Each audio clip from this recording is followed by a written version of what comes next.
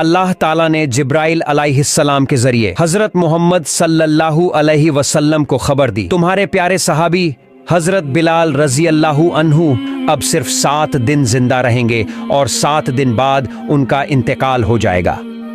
अल्लाह की तरफ से ये खबर पाकर हजरत मोहम्मद सल्लल्लाहु अलैहि वसल्लम ने हजरत अली और हजरत उमर रजी अल्लाहु अन्हुमा को बुलाया और फरमाया, ऐ मेरे सहाबियों, मुझे मालूम हुआ है कि मेरे प्यारे सहाबी बिलाल अब सिर्फ 7 दिन जिंदा रहेंगे, लेकिन मुझे ये भी मालूम है कि उन्होंने अभी तक निकाह की सुन्नत अदा नहीं की है। इसलिए तुम लोग जाओ, मदीने के हर घर में जाकर देखो कि कोई अपने बेटी का निकाह मेरे इस प्यारे सहाबी से करने को राजी है या नहीं। लेकिन सुन लो, तुम्हें उस बाप को यह बात जरूर बतानी होगी कि बिलाल सिर्फ 7 दिन और जिंदा रहेंगे। रसूल सल्लल्लाहु अलैहि वसल्लम का हुक्म पाकर हजरत अली और हजरत उमर रजी अल्लाहु अन्हुमा निकल पड़े। वे लोगों से कहते, हजरत मोहम्मद सल्लल्लाहु अलैहि वसल्लम अपने प्यारे सहाबी बिलाल के लिए लड़की तलाश कर रहे हैं, क्या आप अपनी बेटी बिलाल के निकाह में देंगे? पहले तो लोग कहते, क्यों नहीं, ये तो हमारी खुशकिस्मती होगी कि हम अपनी बेटी को रसूल सल्लल्लाहु अलैहि वसल्लम के प्यारे सहाबी के निकाह में दें। लेकिन जैसे ही हजरत अली और हजरत उमर बताते, ध्यान रहे बिलाल सिर्फ 7 दिन और जिंदा रहेंगे, तो लोग मना कर देते, नहीं, अगर वो सिर्फ 7 दिन जिंदा रहेंगे तो हम अपनी बेटी का निकाह नहीं करेंगे। हम नहीं चाहते कि 7 दिन बाद हमारी बेटी बेवा हो जाए। ऐसे ही 7 दिन तक किसी ने भी अपनी बेटी का निकाह हजरत बिलाल से करने को मंजूर नहीं किया। आखिरकार हजरत अली और हजरत उमर तलाश करते करते मदीने से बाहर एक जंगल में पहुंच गए। वहां उन्होंने देखा एक आदमी झोपड़ी बनाकर रह रहा है। उन्होंने उससे पूछा, क्या तुम्हारी कोई शादी लायका बेटी है? वो आदमी बोला, ऐ अल्लाह के नेक बंदों, आप मेरे जैसे गरीब के घर क्यों आए हैं? क्या वजह है? हजरत अली और हजरत उमर ने जवाब दिया, हम रसूल सल्लल्लाहु अलैहि वसल्लम के हुक्म से हजरत बिलाल के लिए लड़की तलाश कर रहे हैं। वो आदमी बोला, अगर ऐसा है तो मेरी एक योग्य बेटी है। अल्लाह के रसूल सल्लल्लाहु अलैहि वसल्लम के प्यारे सहाबी हजरत बिलाल रजी अल्लाहु अन्हु जैसे शख्स के साथ अगर मैं अपनी बेटी का निकाह कर दूं तो ये तो मेरे लिए बहुत बड़ी खुशकिस्मती होगी। लेकिन हजरत अली और हजरत उमर रजी अल्लाहु अन्हुमा ने कहा, देखो, एक शर्त है और ये बात हमें रसूल सल्लल्लाहु अलैहि वसल्लम ने आपको जरूर बताने को कहा है। बिलाल रजी अल्लाहु अन्हु अब सिर्फ 7 दिन जिंदा रहेंगे, उसके बाद इस दुनिया को छोड़ देंगे। ये सुनकर उस आदमी का चेहरा बदल गया और उसने कहा, नहीं, तो फिर मैं अपनी बेटी का निकाह बिलाल से नहीं करूंगा। 7 दिन बाद अगर मेरी बेटी बेवा हो गई तो मैं ये कभी नहीं चाहूंगा। लेकिन ये पूरी बात एक लड़की दूर से सुन रही थी। वो उसी आदमी की बेटी थी। बाप के मुंह से ये बातें सुनकर वो आगे बढ़ी और बोली, अब्बा जान, मैं इस निकाह के लिए राजी हूं। आप कैसे उस पैगाम को ठुकरा सकते हैं जो अल्लाह के रसूल सल्लल्लाहु अलैहि वसल्लम ने खुद भेजा है? अब्बा जान, मेरी जिंदगी में चाहे जितनी मुश्किलें आ जाएं, मैं रसूल सल्लल्लाहु अलैहि वसल्लम के हुक्म को मानना चाहती हूं। उसकी ये बात सुनकर कुछ घंटे बाद दोनों का निकाह हो गया। रसूल के प्यारे सहाबी हजरत बिलाल रजी अल्लाहु अन्हु और उस लड़की का। निकाह के बाद हजरत बिलाल ने अपनी नई दुल्हन से कहा, प्रिय पत्नी, मैं तुमसे जानना चाहता हूं, तुम्हें मालूम था कि मैं सिर्फ 7 दिन जिंदा रहूंगा, फिर भी तुमने मुझसे निकाह क्यों किया? 7 दिन बाद तो तुम बेवा हो जाओगी। दुल्हन ने जवाब दिया, मेरे पति, सुनिए, मैं अपनी जान देकर भी अल्लाह के रसूल सल्लल्लाहु अलैहि वसल्लम का हुक्म पूरा करना चाहती हूँ।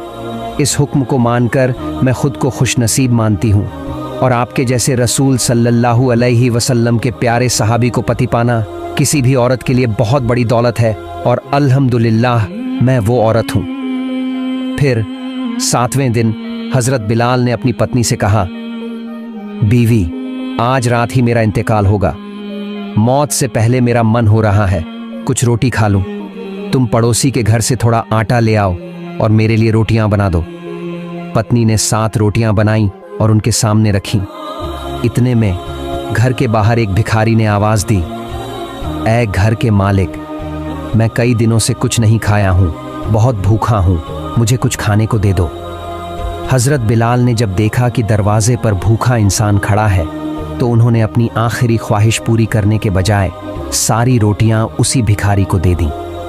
भिखारी ने वहीं दरवाजे के पास बैठकर रोटियां खाना शुरू कर दी। जब हजरत बिलाल का वक्त मौत आया तो मलाकुल मौत हजरत अजराइल अलैहिस्सलाम हाजिर हुए, लेकिन जैसे ही वो घर में दाखिल होने लगे उन्होंने देखा कि दरवाजे के बाहर एक फकीर बैठा है जिसने रास्ता रोक रखा है। अजराइल अलैहिस्सलाम ने कहा, ए फकीर, तुम यूं दरवाजे पर बैठकर रास्ता क्यों रोके हुए हो? मुझे अंदर जाने दो। अल्लाह रब्बुल आलमीन ने मुझे हुक्म दिया है कि मैं बिलाल की रूह कब्ज कर लूं। फकीर ने जवाब दिया, ए अजराइल अलैहिस्सलाम, क्या तुम्हें मालूम नहीं कि जब कोई खाना खा रहा हो तो उसे तंग नहीं किया जाता? क्या तुम देख नहीं रहे हो मैं यहां बैठा रोटी खा रहा हूं? वो फकीर किसी तरह भी दरवाजा छोड़ने को तैयार नहीं था। आखिरकार हजरत अजराइल अलैहिस्सलाम वापस अल्लाह के दरबार में हाजिर हुए और बोले, ए अल्लाह, मैं आपके प्यारे बंदे हजरत बिलाल की रूह लेने गया था लेकिन घर में दाखिल नहीं हो सका। दरवाजे पर एक फकीर बैठा था, रोटी खा रहा था और उसने रास्ता रोक लिया। मैं उसे छोड़कर अंदर नहीं गया।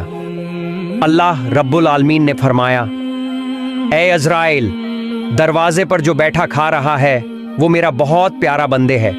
देखना उसके साथ कोई बेअदबी ना हो। तुम उससे अदब के साथ पूछो कि वो क्या चाहता है। अगर उसकी कोई ख्वाहिश हो तो उसे पूरा करके फिर बिलाल की रूह कब्ज करना। हुक्म पाकर हजरत अजराइल अलैहिस्सलाम दोबारा बिलाल के घर के सामने पहुंचे। देखा वही फकीर दरवाजे पर बैठा है और रोटी खा रहा है।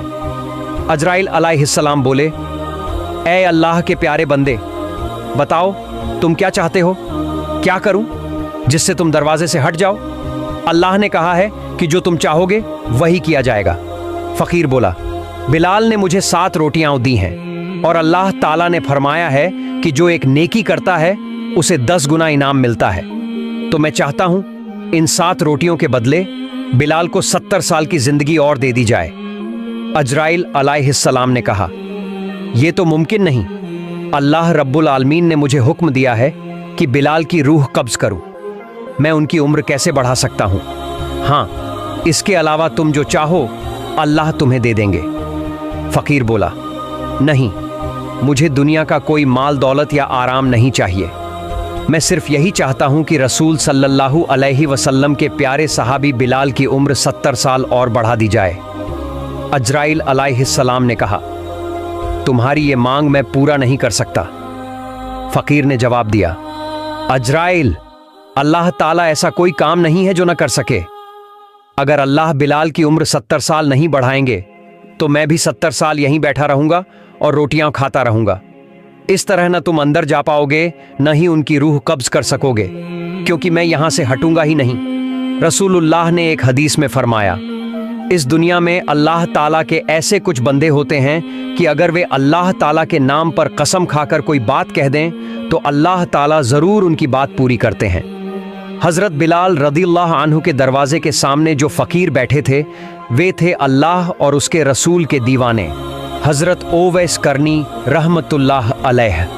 जब हजरत ओवैस करनी रहमतुल्लाह अलैह ने हजरत बिलाल रदियल्लाहु अन्हु की उम्र बढ़ाने की मांग रख दी तो अल्लाह रब्बुल आलमीन ये मांग पूरी किए बिना न रह सके। अल्लाह ताला ने हजरत अजराइल अलैहिस्सलाम को बुलाकर फरमाया, ए मलाकुल मौत अजराइल, मेरे प्यारे बंदे ओवैस करनी ने एक मांग रख दी है और मैं ये मांग पूरी न करूं, ये कैसे हो सकता है? ए अजराइल, तुम लौट आओ। मैंने अपने बंदे ओवैस करनी की मांग मंजूर कर ली है और हजरत बिलाल की उम्र में 70 साल का इजाफा कर दिया है। एक बार खलीफा ए खास हजरत उमर फारूक रदियल्लाहु अन्हु हजरत अली रदियल्लाहु अन्हु को साथ लेकर कूफा शहर की तरफ रवाना हुए। कूफा पहुंचकर उन्होंने लोगों को पुकार कर कहा, ए कूफा वालों, क्या तुम में कोई मुझे ओवैस करनी का पता बता सकता है? क्योंकि अल्लाह के रसूल सल्लल्लाहु अलैहि वसल्लम की एक खास हिदायत पूरी करने के लिए हमें अल्लाह के इस प्यारे बंदे की सख्त जरूरत है। कूफा वालों ने कहा, हुजूर, हम तो ऐसे किसी शख्स को नहीं जानते। हजरत उमर रदियल्लाहु अन्हु ने कहा, क्या तुम में कोई ऐसा है जिसका घर कर एक इलाका में है? तब एक आदमी खड़ा हुआ और बोला, हुजूर, मेरा घर कर में है। हजरत उमर रदियल्लाहु अन्हु ने पूछा, क्या तुम किसी ओवैस करनी नाम के शख्स को जानते हो? उसने कहा, हुजूर, मैं एक आदमी को जानता हूँ, लेकिन वह वही हैं जिन्हें आप तलाश कर रहे हैं। ये मैं नहीं जानता। वह एक अजीब मिजाज के इंसान हैं। लोग हंसते हैं तो वह रोते हैं, लोग रोते हैं तो वह हंसते हैं। ऊंट चराते हुए दिन गुजारते हैं। उनके कपड़े फटे पुराने और मैले होते हैं और अक्सर लोगों की नजरों से ओझल रहते हैं। हजरत उमर रदियल्लाहु अन्हु ने फरमाया, तुम हमें उसी शख्स के पास ले चलो, हम ऐसे ही इंसान को तलाश कर रहे हैं। नबी करीम सल्लल्लाहु अलैहि वसल्लम ने हमें उनके तमाम निशानियां बता दी हैं और तुमने जो निशानियां बताई हैं वही रसूल सल्लल्लाहु अलैहि वसल्लम ने बताई थीं। फिर वह शख्स उन्हें लेकर चल पड़ा। हजरत उमर और हजरत अली रदियल्लाहु अन्हुमा उस फकीर से दीवाने शख्स को खोजते हुए एक सुनसान जगह पहुंचे, जहां उन्होंने देखा कि एक आदमी पेड़ के नीचे बैठा नमाज अदा कर रहा है। हजरत उमर और अली रदियल्लाहु अन्हुमा उसके पास खड़े हो गए। जब उसने नमाज खत्म की तो उन्होंने उसे सलाम किया। उसने सलाम का जवाब देकर कहा, आप लोग कौन हैं और किस मकसद से मेरे पास आए हैं? उन्होंने कहा, हम अल्लाह के नबी के सहाबी हजरत उमर और हजरत अली हैं। हम अल्लाह के एक प्यारे बंदे को ढूंढ रहे हैं। क्या आप मेहरबानी करके हमें अपना नाम बताएंगे? वह व्यक्ति बोला, मेरा नाम अब्दुल्लाह है, यानी अल्लाह का बंदा। हजरत उमर ने मुस्कुराकर कहा, हम भी तो अब्दुल्लाह हैं। हम सभी अल्लाह के बंदे हैं, लेकिन हम यह जानना चाहते हैं कि आपके माँ बाप ने आपका असली नाम क्या रखा था? तब उस व्यक्ति ने कहा, मेरे माँ बाप ने मेरा नाम वायस रखा था और लोग मुझे कुरन का रहने वाला होने के कारण वायस करनी कहते हैं। हजरत उमर रदियल्लाहु अन्हु ने अदब से कहा, ए अल्लाह के प्यारे बंदे, क्या आप मेहरबानी करके हमें अपना दाहिना हाथ दिखाएंगे? वायस करनी रहमतुल्लाह अलैह ने अपना दाहिना हाथ आगे बढ़ा दिया। उन्होंने देखा कि उसमें कुष्ठ रोग का एक निशान है, बिल्कुल वैसा ही जैसा नबी करीम ने बताया था। पक्का यकीन हो जाने पर हजरत उमर और हजरत अली ने उनका हाथ चूम लिया और कहा, ए अल्लाह के बंदे, हम तो आपको ढूंढते ढूंढते यहाँ आए हैं। वह बोले, आप लोग मुझे इतनी मेहनत से क्यों खोज रहे हैं? उन्होंने जवाब दिया, हजरत रसूल सल्लल्लाहु अलैहि वसल्लम ने अपने इंतकाल से पहले हमें नसीहत की थी कि उनकी मुबारक जुब्बा आपको पहुंचा दें, और यह भी कहा था कि वायस करनी से कह देना कि वह मेरी उम्मत के लिए दुआ करे। वायस करनी ने विनम्रता से कहा, देखिए, आप लोग तो हमारे प्यारे नबी सल्लल्लाहु अलैहि वसल्लम के अजीम सहाबी हैं। दुआ करने के लिए आप ही काफी हैं। आप ही उम्मत के लिए दुआ करें। उन्होंने कहा, हम तो हमेशा उम्मत के लिए दुआ करते हैं, लेकिन नबी ने खास तौर पर आपसे यह इल्तिजा करने के लिए कहा है। वायस करनी ने सिर झुकाकर कहा, ए नबी सल्लल्लाहु अलैहि वसल्लम के प्यारे सहाबियों, उनकी मुबारक जुब्बा का अमानतदार बनने की हैसियत मुझ जैसे गुनहगार, पागल और साधारण बंदे में कहाँ? मैं कैसे इसकी हुर्मत और इज्जत निभा सकूंगा?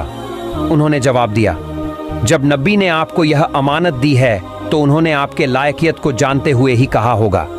आप इसे कबूल कीजिए और उम्मत के गुनहगारों के लिए दुआ कीजिए।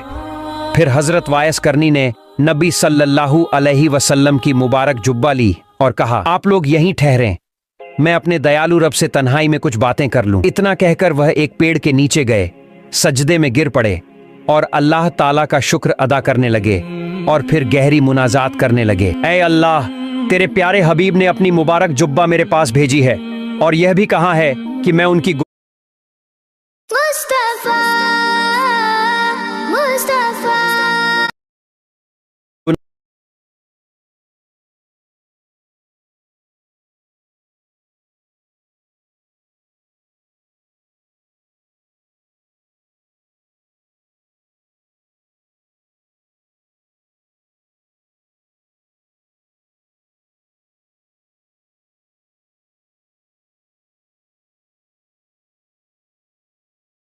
हजरत अली और उमर रदियल्लाहु अन्हुमा को जिम्मेदारी दी। उन्होंने भी अपना फर्ज पूरा कर दिया और तेरे प्यारे हबीब ने मुझे भी एक जिम्मेदारी दी है कि मैं उनकी गुनाहगार उम्मत के लिए दुआ करूं। तेरे हबीब ने अपना फर्ज पूरा कर दिया। हजरत अली और उमर रदियल्लाहु अन्हुमा को जिम्मेदारी दी। उन्होंने भी अपना फर्ज पूरा कर दिया और तेरे प्यारे हबीब ने मुझे भी एक जिम्मेदारी दी है कि मैं उनकी गुनाहगार उम्मत के लिए दुआ करूं। तो ए रहमत वाले, मैं तेरे प्यारे हबीब के वास्ते उनकी तमाम गुनाहगार उम्मत के लिए दुआ करता हूँ, तू उनको माफ़ कर दे। इस दुआ पर अल्लाह ताला ने फरमाया, ऐ ओवैस, तू सजदे से सर उठा, तेरी इस दुआ की बरकत से मैंने उम्मत मोहम्मदी का एक हिस्सा माफ़ कर दिया। ओवैस करनी रहमतुल्लाह अलैहि ने कहा, ए अल्लाह, जब तक तू सारी उम्मत को माफ नहीं करेगा मैं सजदे से सर नहीं उठाऊंगा और तेरे प्यारे हबीब की जुब्बा भी नहीं पहनूंगा।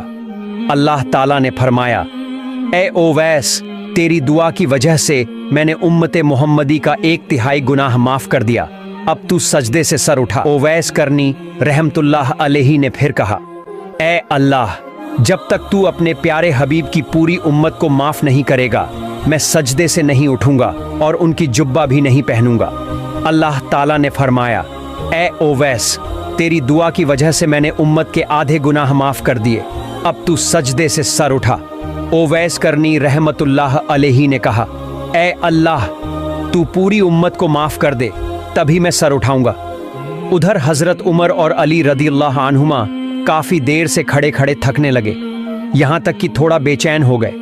फिर उन्होंने सोचा, देखें तो ओवैस करनी क्या कर रहे हैं। जब वे पास पहुंचे तो ओवैस करनी रहमतुल्लाह अलैहि का ध्यान टूट गया।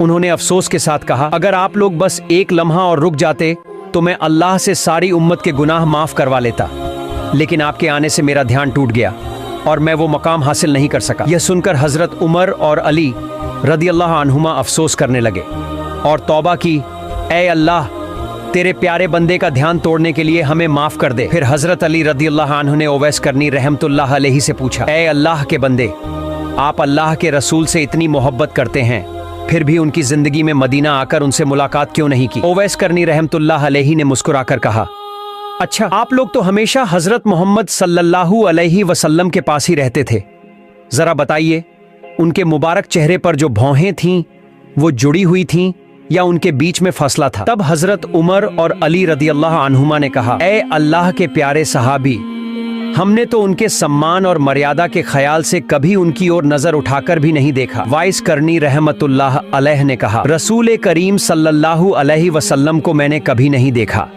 फिर भी मैं कह देता हूँ कि उनके चेहरे मुबारक की भौहें मिली हुई थीं। मेरा दिल बहुत चाहता था कि मैं रसूल करीम सल्लल्लाहु अलैहि वसल्लम का दीदार करूं, लेकिन मेरी एक माँ थी जो बहुत बूढ़ी और बीमार थी। उनकी सेवा शुश्रूषा के लिए इस दुनिया में मेरे सिवा कोई नहीं था, इसलिए उन्हें छोड़कर मैं रसूल करीम सल्लल्लाहु अलैहि वसल्लम से मिलने कभी नहीं जा सका। इसके बाद उमर रदियल्लाहु अन्हु ने वाइस करनी रहमतुल्लाह अलैह से अर्ज किया, आप अल्लाह ताला से मेरे लिए दुआ कर दीजिए। वाइस करनी रहमतुल्लाह अलैह ने कहा, मैं किसी शख्स के लिए खास तौर पर दुआ नहीं करता, मैं तो हर नमाज के बाद यही दुआ करता हूँ, ए अल्लाह, अपने प्यारे हबीब सल्लल्लाहु अलैहि वसल्लम की वो सारी उम्मत जो ईमान के साथ इस दुनिया से रुखसत हो उन्हें माफ फरमा दे। अगर आप ईमान के साथ इस दुनिया से जाएंगे तो आखिरत में मेरी ये दुआ आपको ढूंढ लेगी। तब उमर रदियल्लाहु अन्हु ने कहा, जनाब, क्या मैं आपके गुजारे के लिए कूफा के गवर्नर को एक खत लिख दूं ताकि हर महीने आपको एक तय रकम मिलती रहे जिससे आप आराम से जिंदगी गुजार सकें। वाइस करनी रहमतुल्लाह अलैह ने 2 दिरहम दिखाते हुए कहा, ये 2 दिरहम मैंने ऊंट हाँक कर कमाए हैं, क्या आप मुझे ये जमानत दे सकते हैं कि इन्हें खर्च करने तक मैं जिंदा रहूंगा। अगर जिंदा रहने की कोई गारंटी नहीं दे सकते तो फिर आपका नजराना लेने की क्या जरूरत। उमर रदियल्लाहु अन्हु ये सुनकर आंसू बहाने लगे और बोले, ए अल्लाह के बंदे, इस दुनिया में किसी की मौत की गारंटी कौन दे सकता है। अफसोस, हम लोग दुनिया में इतने पागल और मशगूल हो गए हैं। आप जैसे अल्लाह के प्यारे मासूक बंदे मौजूद हैं, तभी अल्लाह रब्बुल आलमीन आपके वसीले से हमें रोजी देता है। अगर आप जैसे लोग ना होते तो अल्लाह ताला हमें एक बूंद पानी भी ना देता। वाइस करनी रहमतुल्लाह अलैह ने कहा, अब आप लोग मुझे इजाज़त दें, मुझे हमेशा लोगों की नज़रों से दूर रहना पसंद है। उमर रदियल्लाहु अन्हु ने कहा, ए अल्लाह के प्यारे बंदे, अगर कभी कोई ज़रूरत हो तो हमें याद कीजिएगा।